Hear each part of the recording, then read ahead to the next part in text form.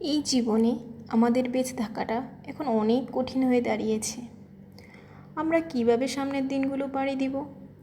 আমাদের একদিন মৃত্যুবরণ করতে হবে, সেটা স্বাভাবিক। কিন্তু অস্বাভাবিক ব্যাপার হলো আমরা এক সেকেন্ডের জন্য কারো কাছে কিংবা কোথাও সেফ না। স্ত্রী না স্বামীর কাছে, স্বামী না স্ত্রীর কাছে, সন্তান তার বাবা মার কাছে, মা বাবা তার সন্তানের কাছে।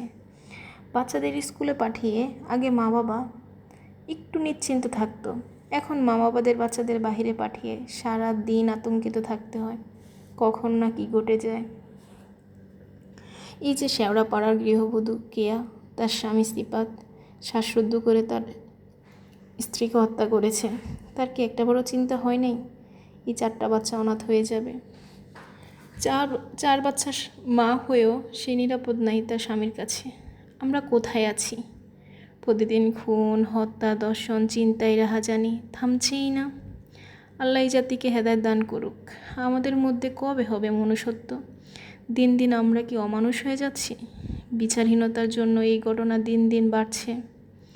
বিনোদনের নিউজ আর হয় না, খালি অপরাধ আর অপরাধ। কঠিন থেকে কঠিন সাজা হলে মনে হয় এরকম কেউ আর করতে পারতো না, সাহসও পেত না।